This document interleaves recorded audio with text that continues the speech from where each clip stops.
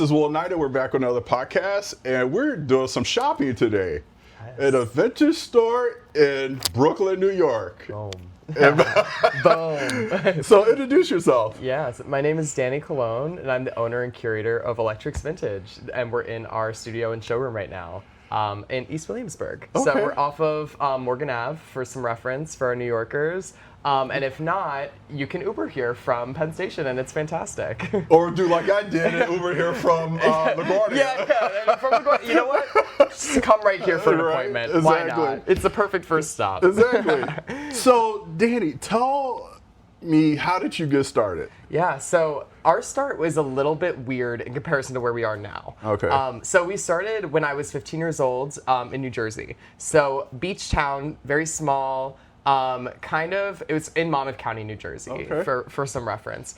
And it was quarantine. I was deathly bored and had really I tried different careers. I was always pretty entrepreneurial, I guess, Yeah. but just no way to express that when you're 13 with no money, you know? Right. So it was the idea of entrepreneurship Yes. was always there for me. And then I started listing clothes online and doing little reworking projects and just kind of, I guess, trying to figure out what my design eye was without Yeah. knowing what those words even meant. And the sale did well. So I just kept on, doing thrifting, going to estate sales, and I just fell in love with secondhand clothing and all the stories that came with that. How unique things could be, and the reward of finding that really cool item was always my biggest thing. So I guess it's just translated from there. When I was there, I opened a really, really small studio, Okay. in a basement of an office building, and that was a retail store while I was in high school. I was Oh you know my what, we're God. full retail, who cares? And I just went for it, and we opened a store there, and I got accepted to FIT, and it was kind of a crossroads in what I wanted to do. But I always knew I wanted to be in New York, and I couldn't sacrifice that. So I moved here, managed the store there. Okay.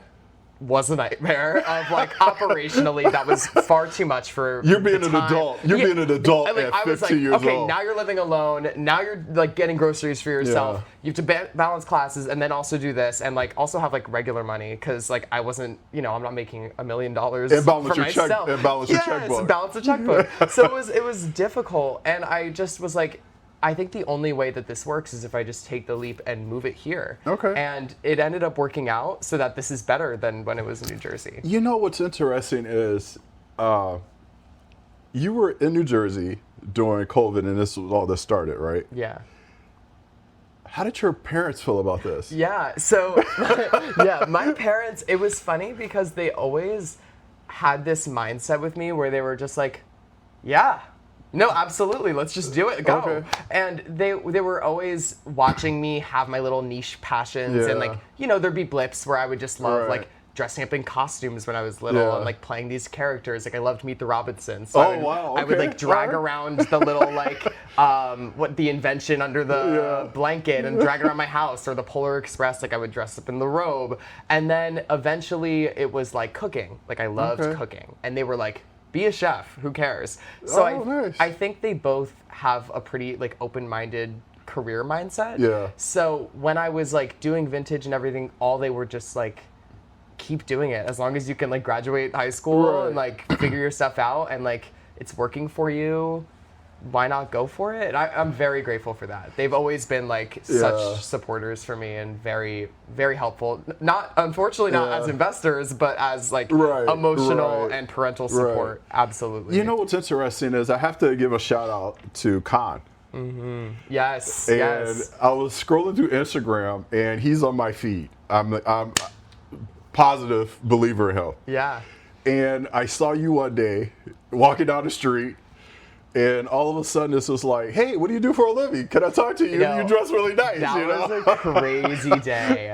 Oh my God. I remember I was walking back to my apartment from FIT. I was leaving class. Yeah. And I was on the phone with my mom talking about the New Jersey store. Right. And what I was going to do after. Because it was in between when our store was going to be closed, Yeah. and there'd be a lull of 6 to 8 months before we got the studio. Yeah, So how are we yeah. going to do anything during Right. that time? And I was kind of having a career crisis on the phone.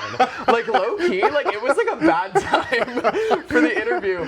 And he was just hey, what do you do for a living? And I was oh, I know what this is. Turn my phone off right now. I gotta lock in. I gotta hit all my points. Like, this is my one time. If this is gonna work, it just like, I have to give it like what I can. Even if, you know, he has 5 followers or 5 million, like I didn't recognize him because he's never in front of the camera. Right. So I don't even know what I said. I just kind of blacked out and like said words. And then he was like, okay, goodbye. No Instagram, nothing, goodbye. And then like less than a week later, I get the notification, or not even notification. I was scrolling on my Instagram like For You, and it came up on my tagged, and I was like, oh, that's me. That's the thing. And it was doing crazy well, and like my page started getting a lot of followers, and like it was just like this like little boost of, I think, also like motivation that I needed at the time. You needed 100%. You needed it. I needed it. It was the validation that I needed. People came to the store, and like when because that was during that lull, people came to our pop-ups during that time. It was actually very helpful. Con, love you. It was a really beautiful Con, moment. I love you too, like, for the introduction. Yes. No, it was amazing, and I think it introduced a lot of people to actually like what this is, and that it's not just us like selling clothes. It's like there's like, this is like my life, and like there's so much to it. Well, what's so interesting is I was looking at the feed, and then I was like, oh, he's a great person to interview. And then I was just like, I did some research. You know, obviously, you always want to do research, you know, to make sure it's actually true. Legit, if it's not just like me being like poster child, but everybody else is doing everything. And then I started looking. It's like you do pop-ups in coffee shops, pop-ups all over New York. Which is very interesting to me, because I'm in New York probably once a month, sometimes twice a month. I go to plays, I go to the theater, I spend a day in New York, or sometimes I sleep over and then I go back home. And it's or I take photos. Because I'm also a photographer. And it was just like, oh my God, I need to find this guy. You're like, what pop-up can I find you? Right, exactly. Like, where do I even find your location? Right. So then I emailed you, and your assistant called me back, and we hit it off. But I want to know, tell the audience and our viewers, where are you at right now? Because how old are you? I'm 20. You're 20. Yeah. So from 15 to 20, what was the progression of? The biggest thing is getting a U-Haul with 10,000 pieces of clothes. Like how that even came to be. So we at first always started with just flea markets. Like that was like the easiest barrier to entry. It was the cheapest thing to do, because it wasn't like I just had all this investor money to like throw out on stuff. So it just started from there, and we had a lot of luck in New Jersey with our flea markets, and I tried to just do independent pop-up shops in New York. Because I felt like when I came in, it was, I didn't really know how the New York flea market thing worked. Like, it's a little bit gatekept and difficult. Like, I'm not even like, it's so weird. But we eventually figured that out now. But at the time, it was just so daunting to me, and I was a little bit intimidated. So I was like, you know what? It's New York. Let's just make this like a big thing. Rent this coffee shop, rent the store, and just do the thing. And it's expensive, but it's worth the risk, and just like try. Oh my God, yes. No, and our first one did very well, and it was like, oh, people like that this is like an experience with the coffee shop and the brand name, and it's like making it feel like you're like in someone's living room, like shopping their closet, like making it feel like an estate sale. That's even better. So that was like kind of that initial driver of our pop-ups. And then eventually we partnered with Folk Vintage in Rhode Island. Love you, Sydney, baby. Oh my God. Shout outs. Genuinely, shout out, Sydney. You are the love of my life. I met her in Rhode Island, actually, because I did a pop-up in Rhode Island. My brother went to school there, so it was like, okay, perfect timing. Let me just hop over there, do a pop-up over here. And Sydney was playing around with the idea of doing pop-ups in New York. And I was like, well, what could we do? We want to do something big. She has a really big presence in Rhode Island for vintage. Like, how could we like get people to care here? And the fill-a-bag sale kind of came naturally. And she was like, oh, we can do these bales. Let's like set the whole thing up. Let's go. And it was like the craziest day of my life, or craziest 2 days of my life. It was like within the first 3-4 hours of the event, we had sold all of the clothes for the entire 2 days of the pop-up, which is like 16 hours total. And how, you picked out like 10,000 pieces. So at the time, no, we had 2,000 pounds worth of clothing. So it was these massive bales, and we were like, so What? So we had to go to, there was actually perfect timing, a store in Williamsburg closing. So we literally bought out all of their inventory that they were they were liquidating inventory, and we were like, can we buy essentially 2,000 more pounds equivalent worth of your clothing? So we had to do that. It was a crazy night. We did it literally the same day of the pop-up while it was happening. Bought that, brought it back, and it was our most successful pop-up at the time. And it was wild. So that kind of changed our business of like, wait, people like these like bigger events where it's like, oh, this is like a full day thing. Let me come, bring my friends, bring my family. It's family friendly, but you can also have fun and like drink if you want to, go to our after parties. Like, it's like, I don't know how to say it otherwise than it's like fun for the whole family, but like quite literally. Wait a minute. You have after parties? We do. So, okay. Oh, I gotta come next time. Absolutely. I gotta come next time. We just had, after our fashion show, we did an after party with Red Bull, but we did it at 60 LES's rooftop. This is called Make Believe. I love Make Believe. And it was so fun. They did like Red Bull flavored drinks and like this whole thing. They have balconies, which I love. Like, I need some breeze at an after party, you know. DJs were great. Shouts out. You should definitely come to our after party. I'm coming next time. And it was after our first fill a bag with Sydney. We went to Short Stories after, which is right next door, and we had the most fun night ever. They were like, the guys at Short Stories were like, we saw this crazy line down the block earlier. What is that? And we were like, actually, that was us. Yeah, and they hooked it up, and it was so fun. It's like those moments also are like such. Those are like the rewarding things for me, where you get to step back a little bit and be like, holy shit, that was kind of crazy. And like, it's actually kind of cool. Like, I never give myself that. So like, those are my little like, okay, yeah. So when did you move out of your parents' house? So I moved out for college. Okay. So I moved out originally with my friend from home at the time. Okay. So my friend Hannah had been already in New York for a year, but we'd been friends in high school and always bonded over like, she was always like my first muse. Like I always dressed her up just for fun. Whenever I had runway shows in New Jersey, which were interesting. But when I did them, it was like Hannah was always the one. I would have her come over. She'd try on everything. She just always fit everything perfectly somehow. Everything looked great on her. So she was always someone that I would dress for fun. And she was like, hey, I'm moving to New York to do like modeling and acting. Like, I have a room if you want to do that. And I was like, yeah, babe, let's figure that out. Let's go. And so I moved in with her in New York when I was 18 as a freshman at FIT. Okay. So it was like, okay, cheaper than a dorm, boom. Right. Like I'd love to live with my friend from home, and it was so easy and comfortable. And she's now who we share the studio with as well. So she has like an indie production company that we split the space, and we do all of their costume design. Wow. Yeah. So you do fashion runway shows. Yeah. You do costume design. Mm-hmm. And you do personal design as well. Yeah, so personal styling is a big part of our business now, yeah. Nice. You're going to have to style me because I'm like 6'4", 230, and you know. Actually, my favorite people to style is when, like, for me, I always ask people, and it's sometimes like a weird question to ask at first, but it's like, what are your pain points when you're shopping? But like, not just like, I hate this material. Like, no. Yeah. I have long arms. I can never find sleeves that hit my arm where I want to. Not where it should, like where I want it to. Right. So like, even those little specifications that like, when I'm shopping for you, that you get that exact thing without having to check with me or ask, is like the forefront of how I do styling. It's like, I don't care if like something's not to like my personal taste. Right. That's not the job. It's I want to make you feel the most confident, the best that you can, while also having everything done as like a concierge wardrobe manager, where like your stuff's being sold at the same time. We sell it for you. We help you buy stuff. It's like a whole like 360 world of your closet, which I love it. So it's a lot of fun. One thing I love about New York, and I love Chicago. Yeah. Don't get me wrong. I love Chicago actually, by the way. Okay. It's great. Right.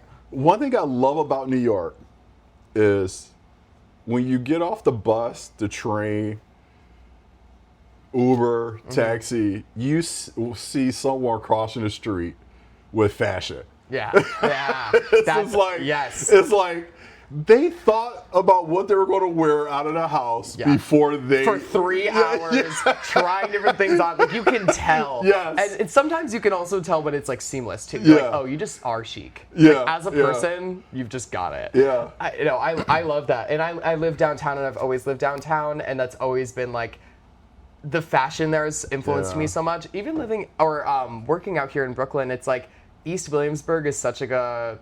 Right now, it's become like a creative hub for like these like little studios. I'm sure if you are a model or a photographer, you've worked in East Williamsburg, maybe in our building. Yeah. So like the photo studio rentals are cheap and people are just like trying their things. But I think those areas are like the coolest to see the upcoming fashion. They're going to go up now. You just said that. Yeah, I know. I know that. There's like a whole condo building being built 2 blocks from here. I'm pissed because I know my rent's going up next year. Like, oh God. So, what's your plan? I mean, after the big sale, the $10 bag, what's next? So we're trying to. I feel like every September I come to like a crisis mode of like, I kind of want to change everything, and I think that's because it's like so synonymous with my life. Like it's just followed me throughout teenage years into now my 20s. I think that we're kind of streamlining everything that we're doing into more of a like, at least in the internally business, a more streamlined way of doing things where it's a little bit more consistent, maybe not to the audience, but for us, where we have fill-a-bag sales more often in different cities. But then we're also like, we want to build out a styling team, and I want to have a costume team. Where right now, like I say our costume department, it's like me leading with like 2 other assistants, and that's awesome. And like, shouts out again. I keep on shouting people out, but like I love you guys. That's okay, go for it. No, like my costume girls are the best. But I feel like there's so much more opportunity that we could have by really expanding this and putting in the investment and time to building that out. And I think it's really like we're such a like marketing agency in a way. Like we really act for brands, like even like, you know, our partners at Red Bull and things like that. Yeah.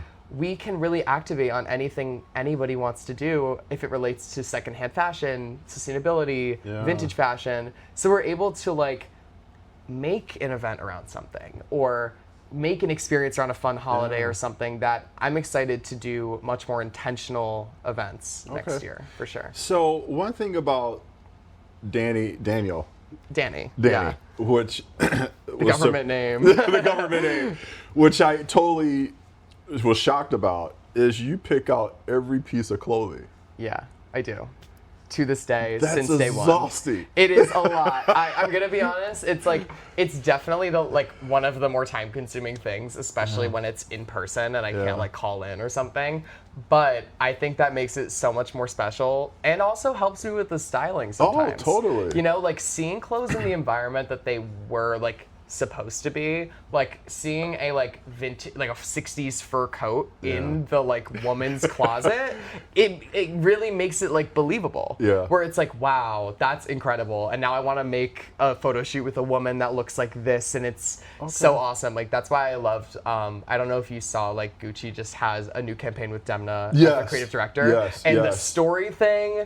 Yes. I've been trying to do this for so long, but he did it so well. And that's kind of what I like to do with the shopping. Okay. But even, you know, when we're shopping for 100, 200, 300 pieces at a time, it's a lot. It's a lot. But I love it. Like seeing all of like the things. Now you start to see repeats even, which is crazy because of how much clothing is in the world. You're like, oh, I know that label. We'd have had that top before, like 3 years ago when I was in New Jersey. Like, I'll start to have recognition of some things, which is cool, but it makes me feel like I'm really learning something every time that I'm doing this. And it's not just repetition. It's like, this is like education for me. Like, it's really like a history lesson in like clothing.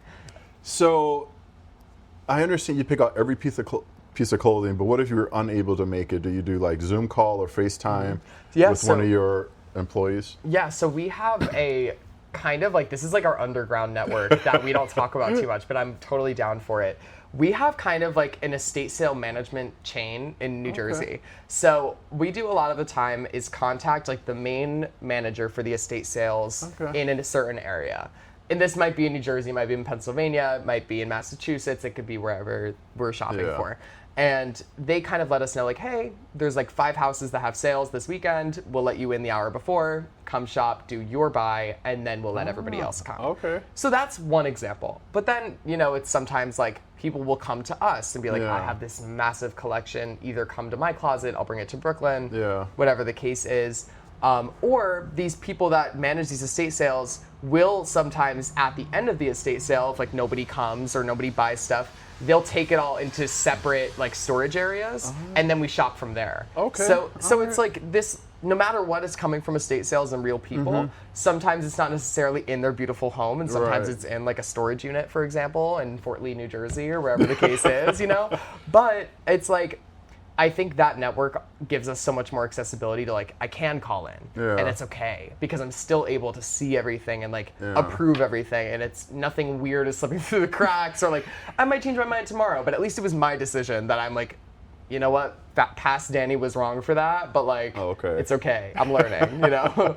I think it's just giving myself that like curation, education, and design too. It really inspires my design now. Wow. So, go from 16 to 20.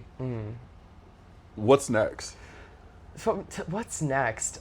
Right now, I'm in this like phase where I love design. Like, I love making vintage inspired clothing. That's like my number one. We have a side business called Cook and White where it's the cross streets of our studio here in Brooklyn. And it's based around the fact that like, it's really us making this stuff. Like, we design everything. Our sweatpants were made in the garment district by my friend. I'm not gonna air him out, but like, I know these women that are sewing our clothes. And like, I love that. I read that. So, you know, like, I know the ladies. There's 8 of them. Like, I know them. Yes, like, it's like, we've gotten to see the production, and like, our fabric's vintage, which is like, the whole heritage of what we do. We're gonna be doing some shopping soon. Yes. So, no, it's everything is like, I love when you are shopping for something and it's like, wow, how did you even think about the elastic that's in that? And it's like, no, I'm obsessed with that elastic because of this and this and this. So I think the future is really going to be implementing a lot more of that, try to get on a collection basis eventually. It's very expensive to do that. Okay. But right now we're kind of starting it as like it's an expensive passion project. Okay. And where it grows is where it grows. I'm looking to a store soon. I would really love to do a store. We're actually at a point where we kind of can, but it's just timing for me, where it's like, is this right for us? The temporary things tend to do really well. So like, is the store just going to be more work for the same return? It's kind of, it's that thought. So I think we're going to experiment with something like a 1-month pop-up, like a full 30 days. You can come whenever you want, see what's up, and then kind of like test market from there and just kind of play around. I would love to also expand to more areas outside of just New York City. I love doing pop-ups, you know, in different places because then I get to travel too. Right. So I love that. I think next summer we're planning a very fun way that we'll be able to touch a lot of different places at the same time, which I don't want to give too much because if we don't do it, then it's like, well, but he right said now, he was going to do it. It's looking like May to July, 10 cities. Okay. Just putting a pin in that, but it's on the table, you know? Yeah, I think it's just being able to be as creative as possible while still fulfilling the business, making everybody eat, you know, and also like always having a purpose with it too. We're always connected to a charity back in my hometown that helps like meet unmet needs. So if somebody can't take out their trash, we have volunteers that can take out their trash for them. We fund these things to happen. Oh, nice. You know, if someone can't get to work because they don't have a car, we could provide them a bike as that intermediary time to like help you not lose your mind every day while you're also struggling. Like, it's like, we want to help you not be kicked when you're down. Yeah. And it's like, even that little thing can help somebody. So I think it's also expanding those initiatives, and like, me and my roommate were talking about throwing like a charity soccer game, and like, how could we do these things and like make, you know, thrift stores always have a donation incentive, like, oh, it's going to the ASPCA, or it's going to, you know, Goodwill is for like just local people in the area. But I think a vintage store has no reason to not also do that. Yeah. So I would love to expand that more. All right, so I have a few more questions for you. Sure. You won an award where you're in. I hate to say this. No, it's like so like the Global Student Entrepreneur Award winner, and it's like in New Jersey first of all. But yeah, that was a crazy few months of my life. So how did all that take place? What led to that? So it was December. I was in Cape May, New Jersey. I remember this so vividly because I was sitting on the couch in like whatever hotel we were in, and it was with my family for Christmas. And I was like, doing whatever work I was doing. My dad sends me from his colleague at work, because my dad, biggest supporter, sent one of his colleagues what I do. Because her kids love vintage, and she was like, let's connect you guys. That's like, my parents love that, and I love it. And they were like, oh, you should apply for this competition in New Jersey. It's perfect. It's for young entrepreneurs. You're in school. It's like, that's the whole point. It's like the student entrepreneurial aspect. And I was like, no, like, this is not a business that, like, it didn't feel like you could even, like, get investment on a business like this, or, like, prove that there's, like, a corporate value in something like this. And at the time, I just didn't see it that way. And so I was like, no, I'm not doing this. And my dad was like, you should apply. And I was like, I'm really not going to apply. And he's like, no, you really, really should apply. And I was like, fine. So I applied, and I got into the final round. Okay, like 3 days, they were like, all right, you have to go to like this random place in New Jersey, and here's like 2 like multi-millionaire mentors that are gonna like show you exactly how they did their thing and how you can. And I was like, wow, okay, like, I'm still gonna lose, but fine, like, this is stupid, this is a waste of time, I'm living in New York, I'm in finals, like, what? So then I go to the competition, I make a pitch, I'm so nervous, I felt like I did terribly, and then I won. And, like, none of my family was there because I was, like, pissed. I was like, don't come. I'm annoyed. Like, my mom came out of, like, pity, and she had to drive me back to the train station. And my dad and my brother were in Rhode Island, like, at my brother's school, like, oh, we don't care, whatever. It's like, you're not going to win. Because I was saying I'm not going to win. And then I won, and now I'm an asshole because I just won a bunch of money and have all these new, like, access to these amazing resources, and I was an asshole the entire time, just being like, I'm not gonna win, this is such a waste, why are you making me do this, it's so embarrassing. Like, I was genuinely embarrassed, and I think it was just like me not believing in myself enough. And I really, like, we ended up traveling from like Nashville, Tennessee for the next round, and we got past that to go to right outside of Toronto in Waterloo, Canada, to do another round, to like visit the Google headquarters, and like, it was this like whole treadmill of like, wait, this is actually like a business, and this is cool, and like, this is working, and people are seeing that and validating that and giving me such great advice, basically free consulting for like months. And it was incredible. I don't even think, like, there was another round that was in like it was in Thailand for like $150,000, and I was like, that's the goal. But I didn't obviously get there, which is so fine. Like, there was actually another amazing vintage company in the competition that was making like millions more than we were and are, period. And I was like, you guys are incredible. I need to get like you. This is so smart. But it was just such like I think it was a cool experience. Amazing. So Danny, tell us, I have like one last question for you. What advice would you give to the new generation to lead? Leadership is an interesting thing because I think that it doesn't mean just like leading the troop and like it's only what I say goes and that's what it is, and like this streamlined crazy like go, go, go, go, because that is how it is sometimes. But at least with our team, like, I really want it to feel like a democratic workplace where everybody can like say their ideas, give ideas, start their own thing within the business, and grow these little projects and ideas, because that's like what life is about. And also like what I love about this business is that it's so creative. But I think it's also like, I have a very defined vision of what I think this is, and that's what I try to lead off of. But sometimes going off of that is actually what ends up working best for our business. And I feel like that's happened time and time again, where it's like, okay, I actually need to listen to that. And it's also like, it's just being yourself loudly, proudly, confidently, doing what you do loudly is everything that we do. We have so many competitors in New York City in vintage. In this neighborhood, our neighbors are vintage sellers, and there's just on Depop, people are making like over 6 figures on Depop that I have met that don't even do social media. And that's a leader in itself, but it's just a different kind. That I think like overall, the best thing that you could do is just show people what you're doing and love it. And if you don't love it, you might want to like look in the mirror and really think about what you're doing, because there's always something else for you. And leading on a path that you don't enjoy is going to make you run into the ground time and time again. And we've learned that from our business in so many different aspects. But true leadership is sometimes going on that like separate direction to get where you need to be. I got one last question. Yeah. When you're young, you are business, you're a professional.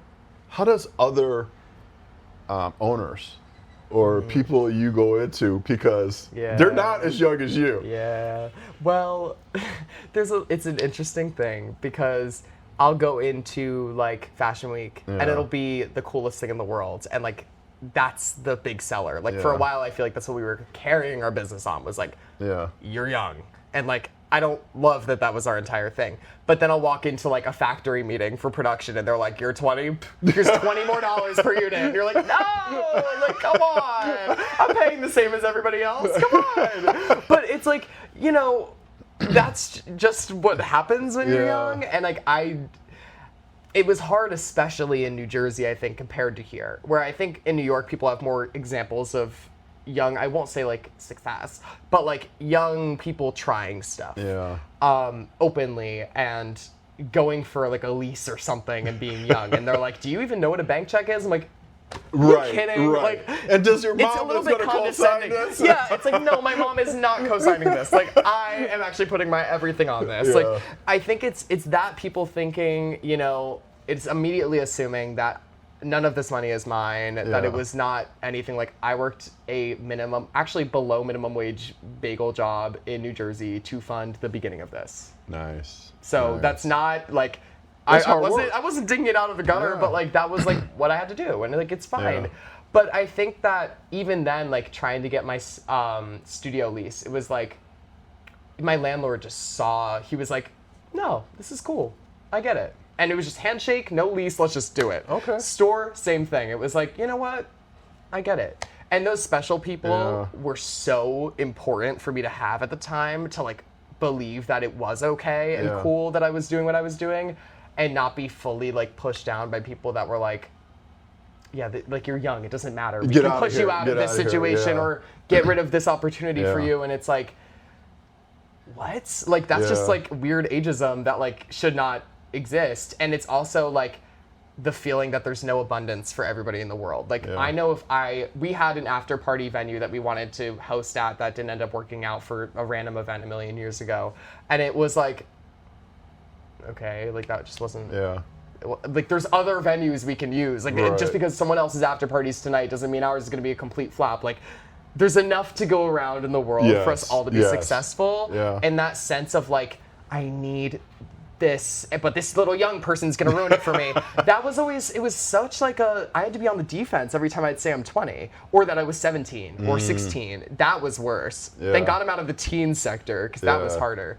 But I think that it was just, I think people seeing how I would like hold myself in meetings and like talk about the real everything a part of the business, that it was like, no, I'm really running this. Like I know everything that's happening at all times, and it has to be that way. I just want to get you on record. Can I come to the next after party?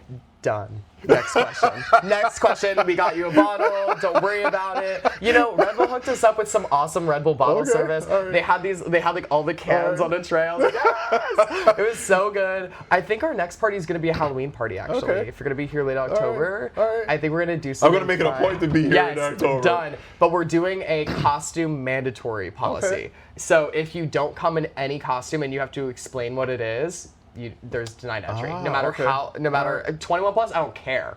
You need to dress up. Put something on, because we were like, we need to make this like the most Studio 54, like true to it. Like, people have to go all out. Because if you don't, like, if I see you in like khakis and like you're showing up to a Halloween party, get out.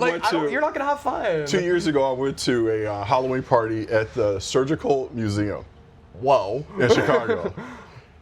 I would have to say, out of 200 people, 50 dressed up. And I was just like, it's the surgical museum this center. is the perfect venue for some weird costume. And you're deciding to come in like a cocktail dress. Yes. You look stupid. Yes. You look stupid. You're trying to avoid this embarrassment, but it's like, no. Like I had my face painted. I had a scrub. And you should. And you should. That's our biggest thing. We're like, from now on, we just need to be like true to our shit. Like nobody... You can't just come and be like, oh, I'm going to a fashion party, but I'm going to wear, like, a t-shirt and jeans. Yeah. Like, no. Let's have fun with it. And, like, be apologetic with yourself. Yes. Not just about your business or whatever that you're doing in your life. Yeah. Like, show up for yourself. Why not? Look cool. Exactly. Look weird. Like, that's what it's all about. Exactly. So we're going to wrap this up. And thank you very much. I just want to say one thing. I want his hair. I'm losing mine. I got the last mohawk. I'm holding on for dear life. I like can't lose this. That hair and the curls will look good on me, I think. I honestly, we can try it out. Why not? Right. Well, thank you very much for joining All About Nothing. Thank you for coming. I really appreciate you. And tell everybody your Instagram and website or where to find you. Check us out. We're on electrixvintage.com. So it's like electric, but with an X instead of a C at the end. Electrix Vintage on Instagram, Depop, Poshmark, YouTube. You can follow me at _Danny Cologne on Instagram and all the things. TikTok is Danny Cologne, but spelled like the actual cologne. Okay. Period. And that's where my interview can be found from Con. Shouts out. All right. Well, thank you very much, and thanks for joining All About Nothing. Thank you.